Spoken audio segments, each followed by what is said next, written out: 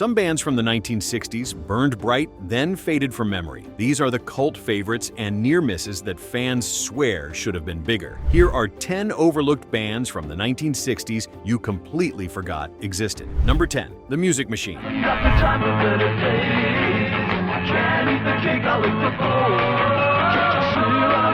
Dark clothing and scowling attitude set this Los Angeles-based outfit apart in the crowded garage scene of the 1960s. Their breakthrough moment came with Talk Talk. Can't seem to talk about the things that bother me. Seem to be what everybody has against me.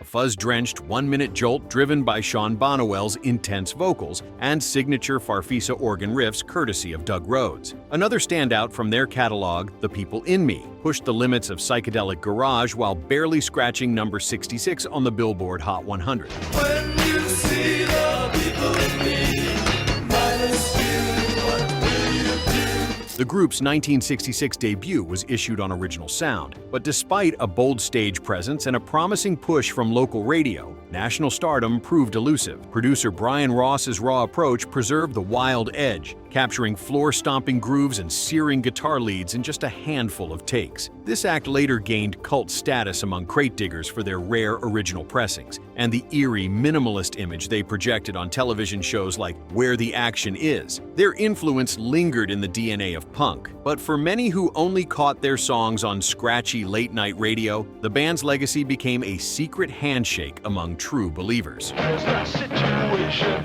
and how it really stands. I'm out of circulation. I'm all but. Number 9, The Chocolate Watchband. Ask me to move a mountain. Don't ask me to swim the sea.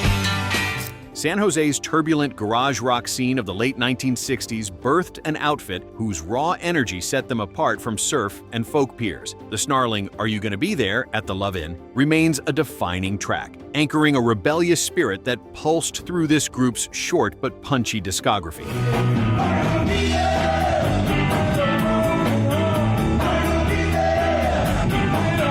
Another notable single, Let's Talk About Girls, highlighted the raspy, urgent vocals of frontman David Aguilar and the gritty guitar backbone laid down by Mark Loomis. Talk about girls. Talk about girls. Talk about girls. Despite boasting a sound often compared to British invasion heavyweights, these Americans recorded their volatile debut album in 1967 at Golden State Recorders, produced by Ed Cobb, who later turned heads working with the Standells. While the outfit never broke into national headlining status, their spot on the original Nuggets compilation gave crate diggers and garage rock aficionados a roadmap to rediscover their catalog. Regional radio spins around the Bay Area kept the songs alive in smoky Californian college clubs, where records like this lingered in jukeboxes long after the brief heyday. Today, the group endures as a touchstone for anyone tracing the fuzzed-out lineage of American psychedelic rock, echoing from the tiled floors of record stores where their LPs quietly awaited a new generation.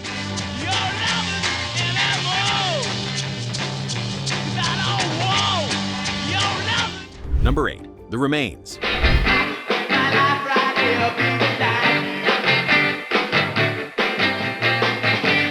Energetic live performances in mid-1960s. Boston clubs cemented this act's local reputation well before mainstream radio took notice. When the group unleashed Don't Look Back, lead vocalist Barry Tashian's raw delivery captured the urgent spirit of the burgeoning garage rock movement.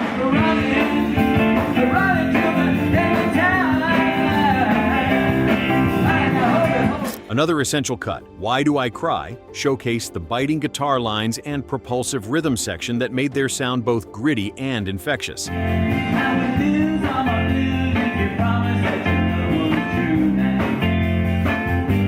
In 1966, this outfit landed a dream slot as an opener on the Beatles' final US tour, thrusting them briefly onto the national stage. Yet the exposure couldn't push their debut album onto the charts. Drummer Chip Damiani's relentless backbeat drove both tracks, while keyboardist Bill Briggs layered in surprisingly soulful textures that set them apart from other regional rockers of the time. The group's blend of R&B energy and British invasion flair found its most devoted audience among local teens who packed Massachusetts teen clubs after school, trading rumors of the band's legendary sets. Despite early promise and a connection to one of music's biggest tours, the band's fleeting window of opportunity closed all too quickly, leaving only a trail of punchy singles for die-hard fans to rediscover decades later.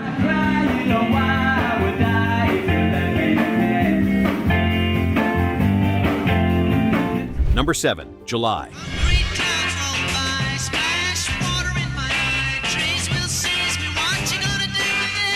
Saturated with the swirling daydreams of late 1960s psychedelia, this outfit conjured whimsical, surreal soundscapes that never quite made the cultural leap to mainstream recognition. My Clown, their kaleidoscopic single, anchors an album that became a cult treasure for crate diggers and collectors alike.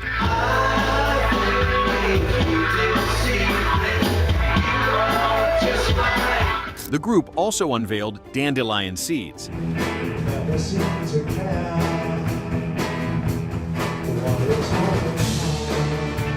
standout track shimmering with shimmering guitar effects from Tom Newman and lush, otherworldly harmonies delivered by lead vocalist Tony Duhigg. Hailing from Ealing, London, this band's self-titled debut arrived in 1968, released on Major Minor Records, and captured a brief but vivid snapshot of the era's Technicolor experimentation. The LP's blend of British whimsy and liturgic arrangements placed it alongside contemporaries like Tomorrow and Kaleidoscope, yet the group's commercial impact was fleeting, with neither single charting in the UK or abroad.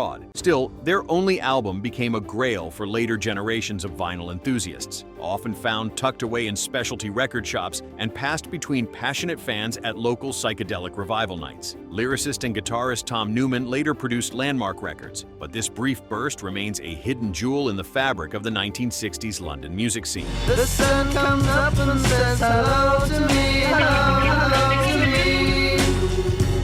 Number 6. The Misunderstood. Want his love. You've got to. Among mid-1960s sonic experimenters, steel guitarist Glenn Ross Campbell delivered otherworldly pedal steel lines atop a foundation of blues and British beat. The evocative 1966 track I Can Take You to the Sun earned this act underground reverence for its swirling, mind-bending production.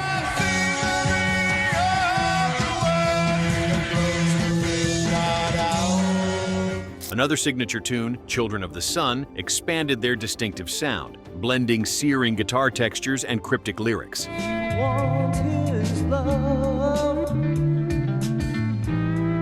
You've got to. Originally hailing from Riverside, California before relocating to London, the group cut a handful of singles after being spotted by legendary DJ John Peel, who managed and championed their early recordings. Their debut UK release appeared on Fontana Records, only to be derailed by the Vietnam draft, which forced singer Rick Brown to leave just as momentum built. In a time when British rock was rapidly evolving, this band carved out a cult following among fans who frequented London's Marquee Club in the psychedelic heyday. The group's records quietly circulated through niche record shops, earning whispered praise from future genre stars despite their brief existence. Some listeners first discovered their spiraling fuzz sound decades later in crate-digging adventures, an enduring legacy for a short-lived visionary outfit. Want to leave me?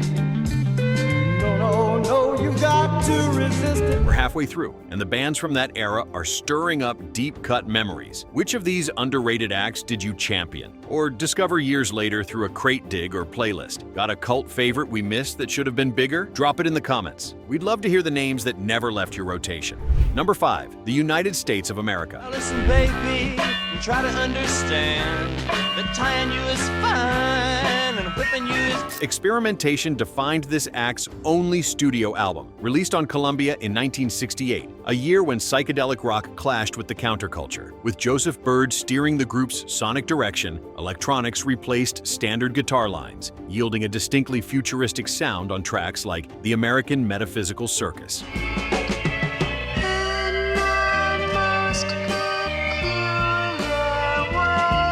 Dorothy Moskowitz's vocals floated through swirling tapes and primitive synthesizers, lending an eerie, almost operatic quality to the song. Another standout, Hard Coming Love, showcased the band's inventive use of tape loops and electric violin, elements that set them apart from West Coast contemporaries. Got to be slow,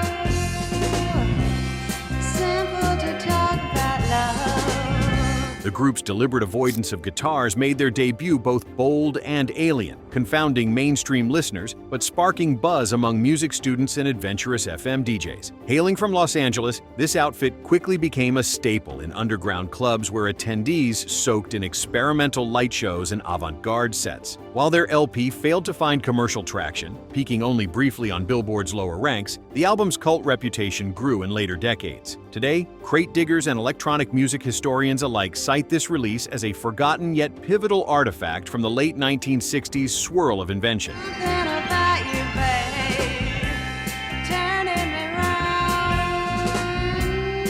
round. Number 4. Blossom Toes. Go away, I like to send the postcard home, just to let my folks. Lean production touches from Giorgio Gomelski and a distinctly London sensibility placed this outfit squarely in the heart of the United Kingdom's late 1960s psychedelic scene. The whimsical "I'll Be Late for Tea" brims with clever lyricism and ornate orchestration, perfectly echoing the pop experimentation of the era. Looking out the window, sleep taking over from my head. Another highlight, What on Earth, showcases John Polly Palmer's intricate keyboard work layered against Brian Godding's inventive guitar lines. Why on earth are we wasting time, waiting for a life of delivering playfully complex textures that exemplified the group's approach. While many contemporaries chased the single's chart success, this act's debut, We Are Ever So Clean, arrived in 1967 on the Marmalade Records label, but never made significant inroads into mainstream consciousness. Fans lucky enough to stumble upon the group's dreamy records, often tucked away in import bins at independent London shops, would discover a level of wit and musical depth that transcended fleeting trends. As British pop veered toward heavier sounds, the band carved out a more understated Baroque niche, leaving behind a trove of intricate tunes for the curious listener to uncover years later. On the hush that was there. Number 3. The Idol Race. what a place to be, you know, do for me, then let the city cook. Chiming harpsichord textures and whimsical lyrics set this Birmingham-based outfit apart from other late 1960s psychedelic acts. Their cult favorite, The Skeleton and the Roundabout, showcased imaginative arrangements with a melodic sensibility that typified Baroque pop. I am a fairground rabbit, I run around about this park until these rabbit costumes have I. While Imposters of Life's magazine offered a sharper, more experimental edge. How do you know what you see? Is it seen? Is it? Jeff Lynne, who would later gain fame in the Electric Light Orchestra, handled much of the songwriting and pushed the group's studio sound toward lush complexity. Their 1968 debut album, produced by Eddie Offord at Trident Studios, remains a touchstone for fans seeking the ambitious, ornate side of psych pop. Despite positive critical reception in the British press, the group never cracked the UK Top 40, often overshadowed by better publicized peers during the heyday of the British invasion. This act became a favorite in Birmingham's club scene, where local fans admired their meticulous vocal harmonies and playful musicianship. It was a time when competing for nightly attention meant sharing bills with beat groups and even proto-metal acts, cementing the group's reputation as the thinking fans' alternative to more raucous trends. Listeners who spun this band's records on vintage Dansette players often recall their tunes as the soundtrack of peculiar, memorable house parties. Follow me too far away. Follow me, follow. Number 2. The Nazz. Babe, you tell me you love me, but I think you just need a place to stay. Todd Rundgren's early ambitions fueled the sonic experiments that defined this group's unmatched blend of mod flair and psychedelic curiosity. Bursting from Philadelphia's music scene in the late 1960s, the outfit's energetic burst, Open My Eyes, exhibited Rundgren's knack for sharp guitar lines and melodic invention, supported ably by Stuckey Antoni's dynamic vocals throughout.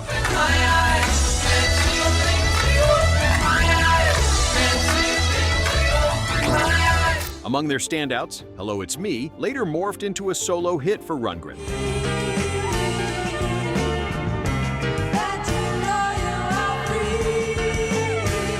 But But here, the song's rawer form captured a searching vulnerability within the group's brief discography. Signed to SGC Records in 1968, the band issued a self-titled debut that, despite critical praise, peaked only in the lower reaches of the Billboard charts. Their record circulated in Philadelphia teen clubs and among college radio DJs chasing new sounds, helping cultivate a devoted subculture of listeners undeterred by mainstream indifference. The swirling organ textures and inventive harmonies in each track showcase a restless spirit that made this act a favorite among crate diggers decades later. Though fleeting in impact during their original run, the legacy remains as a cult touchstone for psych pop devotees. I think of me. You know that I'd be with you. Number 1. The Action. Shadows and reflections always have to remind me. Sharp tailored suits and a bustling London nightlife gave rise to a remarkable pocket of mod-inspired soul in the late 1960s. This group's electrifying rendition of I'll Keep Holding On became their signature track, fusing Steve Marriott-influenced vocal power with a soulful edge. I'll keep on holding on. Come on, girl, now.